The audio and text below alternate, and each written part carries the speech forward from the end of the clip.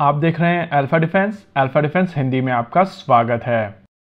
आज के इस वीडियो में हम लोग बात करने वाले हैं F-16 के बारे में। देखिए, अब ये मोरलेस क्लियर हो चुका है कि यूक्रेन को F-16 मिलने वाले हैं और इस समय यूक्रेन के पायलट्स और टेक्नीशियन डेनमार्क में बेल्जियम के F-16 के ऊपर ट्रेनिंग कर रहे हैं। आइडिया है कि इन लोगों को इन एयरक्राफ्ट को मेंटेन करना और ऑपरेट करना दोनों सिखाया जाए।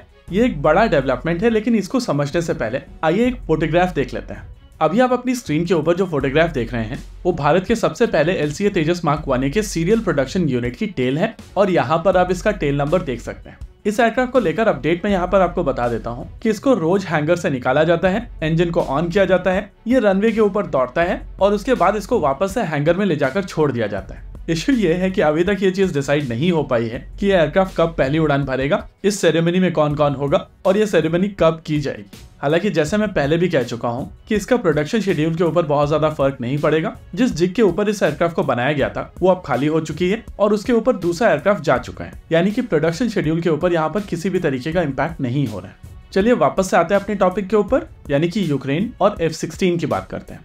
ये चीज हम सभी जानते हैं कि इस समय यूक्रेन की एयरफोर्स ऑलमोस्ट नॉन एक्सिस्टेंट है और उनके पास में बहुत ज्यादा फाइटर जेट्स बचे नहीं। वैसे भी यूक्रेन की एयरफोर्स के पास में जो सबसे इंपॉर्टेंट फाइटर जेट था वो MiG-29 था और वेस्ट ने जहां से भी MiG-29 मिले उनको यूक्रेन के लिए अक्वायर भी किया था। इतना ही नहीं, AGM-88 हार्म जैसी मिसाइल सिस्टम को इनके साथ में इंटीग्रेट भी किया गया था और इन सभी चीजों का फायदा यूक्रेन को मिला था। लेकिन जिस तरीके की वॉर रशिया और यूक्रेन के बीच में चल रही है वहां पर अट्रिशन का नंबर ज्यादा है और यूक्रेन केवल उन्हीं MiG-29 के साथ में सस्टेन नहीं कर सकता था। अब नीदरलैंड की तरफ से अपने 24 F-16 यूक्रेन को ट्रांसफर किए जाएंगे, वहीं पर बेल्जियम भी अपने F-16 नीदरलैंड को ट्रांसफर करेगा। फिलहाल के लिए बेल्जियम का नंबर केवल 2 है, लेकिन इवेंचुअली ये नंबर बढ़ेगा। इतना ही नहीं, बेल्जियम इस समय डेनमार्क में अपने 2 F-16 को स्टेशन कर चुका है और वहां पर यूक्रेन के फाइटर पायलट्स और टेक्नीशियंस इनके ऊपर ट्रेन किए जा रहे हैं।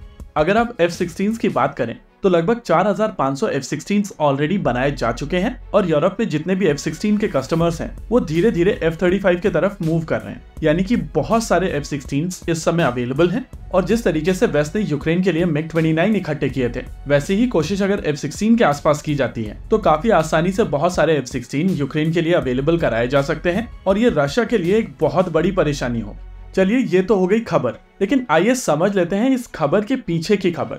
पैट्रिक राइडर की तरफ से एक स्टेटमेंट दी गई है जहां पर उन्होंने कहा है कि एक रेड लाइन ड्रॉ की गई है और यूक्रेन इन F-16 का प्रयोग जरूर करेगा, लेकिन केवल अपनी टेरिटरी में, यानी कि यूक्रेन के जिस हिस्से के ऊपर रशिया ने इस समय कब्जा किया हुआ है केवल वहीं पर F-16 का प्रयोग किया जाएगा और प्रॉपर रशिया के ऊपर इन फाइटर जेट्स का प्रयोग नहीं किया जा सकता है। इस चीज की ग्रेविटी को समझिए। फाइटर जेट्स बेल्जियम और नीदरलैंड की तरफ से डोनेट किए जा रहे हैं, उनकी तरफ से यूक्रेन को ट्रेन किया जा रहा है, लेकिन किस तरीके से इन फाइटर जेट्स का प्रयोग किया जाएगा उसको लेकर स्टेटमेंट आ रहा है यूएस से। देखिए, एंड यूजर कोई भी हो, ये फाइटर जेट यूएस में बनते हैं और इसी वजह से इनकी फाइनल एप्लीकेशन के ऊपर यूएस का बहुत ज्यादा कंट्रोल है। यूएस नहीं चाहता है कि रशिया के साथ में चीजें बहुत ज्यादा एस्केलेट हो और अगर प्रॉपर रशिया के ऊपर यूक्रेन की तरफ से अटैक किया जाता है स्पेसिफिकली F-16 को यूज करते हुए, तो माना जाएगा कि यूएस ने प्रॉपर रशिया के ऊपर अटैक किया है और चीजें एस्केलेट हो सकती हैं। अब इन सभी चीजों को आप इंडिया के कॉन्टेक्स्ट में देखिए। इमेजिन कीजिए कि भारत सरकार पॉडकास्ट एक्सपर्ट्स को सुन लेती है और वो इंडिजिनस प्रोग्राम को बंद करके यूएस से फाइटर जेट अक्वायर कर लेती है।